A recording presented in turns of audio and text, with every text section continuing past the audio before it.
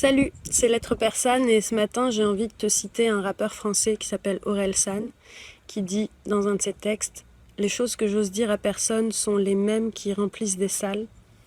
Je trouve ça très inspirant. Moi-même, la plupart de mes textes traitent de sujets que j'aime, bien sûr, qui me touchent, mais aussi la façon dont je les donne sur scène, la façon dont j'ai choisi de les écrire et de les délivrer. C'est pas nécessairement comme ça que je le dirais, j'oserais jamais le dire à quelqu'un, à mes proches. Euh, de cette façon-là, je te donne un exemple, les menstruations. Quand j'ai écrit mon texte, on va en parler sur les menstruations, ça c'était fortement inspiré de mon expérience personnelle où je trouvais ça dommage que ce sujet-là puisse susciter du dégoût, que ce soit un tabou. Et quand j'ai choisi d'en faire un texte de slam, je me suis vraiment lâchée. Je me suis vraiment amusée avec ça. J'ai exagéré. J'ai pris l'opportunité de miser sur la théâtralité. Parce que c'est ça aussi le slam, c'est l'oralité. C'est un texte que tu écris pour qu'il soit entendu, pour qu'il soit dit à l'oral, pour qu'il soit délivré. Mais la scène, le public, ça te donne aussi accès à jouer avec la théâtralité, à te mettre en scène, tout simplement. Donc, je me suis éclatée, je me suis lâchée, j'ai misé là-dessus. J'ai adopté un ton que j'adopterais pas avec mes amis, avec mes proches, au travail, peu importe. J'ai adopté un ton baveux pour parler des menstruations dans ce texte de slam, un peu condescendant, un peu ironique, cynique, plein d'humour pour dire que c'était cave, en fait, de se choquer sur un phénomène si humain, si naturel, si puissant.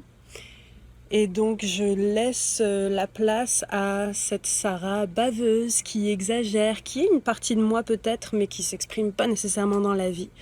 Donc là, elle s'exprime amplement. Et je me permets même de le crier au bout d'un moment que j'ai mes règles, puis ça peut donner un effet de surprise, ça peut faire rire, ça peut paraître inattendu, c'est vraiment exagéré. Je le crie pas vraiment sur tous les toits dans la vie de tous les jours, mais sur scène, je peux. Sur scène, tu peux. Les choses que t'oses dire à personne peuvent être les mêmes qui remplissent des salles, qui réveillent, qui excitent, qui impressionnent, qui font rire les salles, qui surprennent, qui émeuvent aussi. Et comme à chaque année, j'ai mon conseil numéro 1 pour toi. Ne cherche pas, quand tu écris, à susciter une émotion chez l'autre. Ok, mise sur ce que toi tu ressens. Est-ce que toi ça te donne un frisson? Est-ce que toi ça te fait rire? Est-ce que toi ça t'émeut? Est-ce que toi ça te fait vivre des affaires? Est-ce que toi ça te brasse? Mise là-dessus. Si tu vis ça, si tu ressens ça, il y a de grandes chances qu'on le ressente aussi en t'écoutant. Donc, tu peux partir de ton intime, de ce qui est authentique, de ce qui te touche, de ce qui est vrai. Les menstruations, la fausse couche, le harcèlement sexuel, ça c'est des sujets que j'ai traités parce que ça me touche, c'est vrai, c'est intime, j'ai envie d'en parler et ça me libère. Et tu peux adopter une facette de toi qui sort pas nécessairement dans la vie de tous les jours, mais sur scène, elle peut. Tu peux exagérer, amplifier, jouer, t'amuser. Tu peux aussi incarner une autre voix, un autre personnage. De toute façon, on parle toujours de soi, même quand on parle des autres. Donc, sois authentique, va chercher dans le creux, dans ton intime. Et pour vrai, si ça te touche, il y a de grandes chances qu'on le ressente et qu'on soit touché aussi. Donc, voilà, ce concours est pour toi. Tu as entre 16 et 35 ans, tu vis en Estrie, avec ou sans expérience de scène.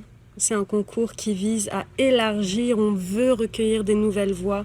N'hésite pas, on a hâte de te lire, on a hâte de t'entendre.